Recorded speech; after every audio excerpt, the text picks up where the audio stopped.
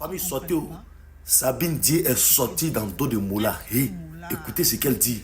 Moi-même là, aujourd'hui là, je dépose. Ah, Sabine Dié, oui.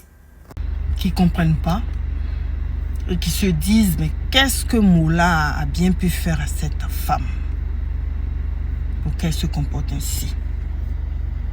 Je vais aller à la genèse.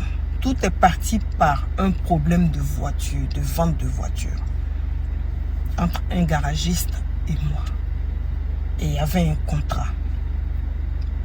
Quand j'ai vu qu'il y a un problème sur la voiture, j'ai demandé à ce qu'il reprenne sa chose et qu'il me restitue mon argent. J'ai tout de suite compris qu'il y avait une machination de 3 personnes. Le garagiste, une petite animatrice, un bien grand mot, un personnage ramassé sur le tas. Et le molard, qui avait orchestré d'abord un guet-apens, qui m'ont fait venir dans le but de créer un guet-apens. Mais comme Dieu ne dort pas, un juriste qui a constaté les faits, qui leur a dit, tu es sous contrat, elle te demande de récupérer ton véhicule. Après, il y a un certain député qui est arrivé, à qui j'ai demandé de me restituer mon argent. Nous sommes passés à autre chose. Je vois que je me retrouve, on m'invite à une émission de radio où on me dit, viens, c'est serré bon enfant, on va bien s'amuser. Et moi j'arrive, je constate qu'on me reparle encore de ce même véhicule. Ce n'était pas le lieu. Et on est sous contrat. S'il y a des choses qui ne conviennent pas, c'est marqué dans le contrat qu'on doit se retrouver en justice. Ce n'est pas la radio qui est un lieu de contentieux. Ce n'est pas les réseaux sociaux. M&M's, ensemble c'est plus fun. Je ne suis pas contente du produit reçu. J'ai le droit de le restituer. J'ai vu que dans l'appel, il y a une chose qui a été dite. Elle dit qu'on ne peut rien lui faire. Dès que ça a été prononcé, mon oncle a pissé sur lui parce qu'il ne voulait pas entendre ça. Et qui m'a dit d'arrêter de répondre. J'ai dit non. Là où je sais que je suis dans la vérité, je ne peux pas me taire. Comme tu ne veux pas te taire, je vais te punir. J'ai dit, si tu essaies de me punir, je vais t'humilier parce que tu ne vas même pas me trouver. Le même soir, je suis rentré en France. Je ne vis pas à Abidjan, je vis en France. Je suis rentré en France. J'ai vu qu'ils ne se sont pas arrêtés là. Parce qu'ils voulaient forcément me voir tomber, me voir chuter.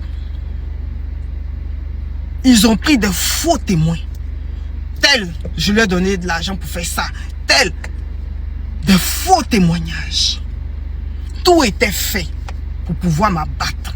Vous avez établi les règles du jeu, qui est du sans pitié.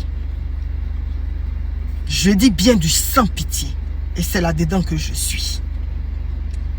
C'est vous qui avez établi les règles du jeu. Je ne joue qu'à votre jeu. Je t'ai dit, frère, quand tu es sorti à la télé, tu as parlé de moi. Je n'ai pas aimé.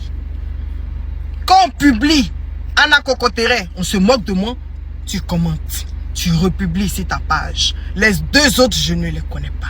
Les autres, je ne les connais pas. Mais toi, on se connaît depuis Val-de-Fontenay. On se connaît depuis Val-de-Fontenay. Tu as eu Clarisse au téléphone qui t'a dit c'est ta soeur depuis Abidjan. Mais tu étais dans la machination aussi.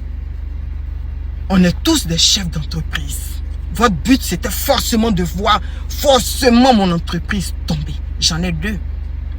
Vous avez secoué une. Mais celle qui est représentée en France marche très bien. Je suis sorti la tête haute malgré que j'étais par terre et que vous m'avez écrasé. J'ai quand même pris l'argent de l'autre entreprise et j'ai payé l'argent des gens.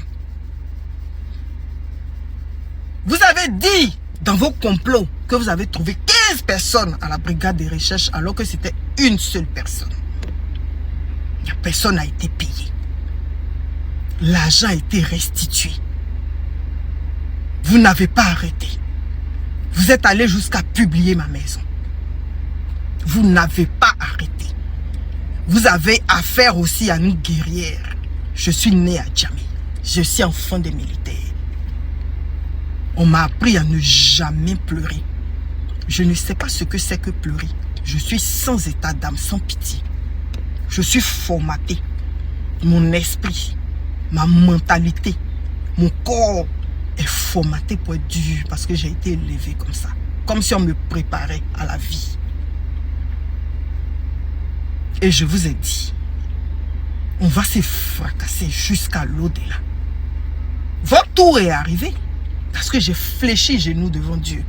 Je lui ai dit, sauf si j'ai tort, il ne faut pas agir. Le garagiste a été jeté à la maca. L'animatrice a été jetée. Elle a même oublié son gros caleçon vert rempli de mouches. Qui est aujourd'hui pendant et qui infeste là-bas. Si elle a commandé encore, c'est que c'est Nyango. Ton tour est arrivé. Mais je t'ai dit, frère, je n'aime pas quand tu suis. Je n'aime pas quand tu es dedans. Vous vous êtes moqué de moi à la télé, c'est retransmis sur la TNT.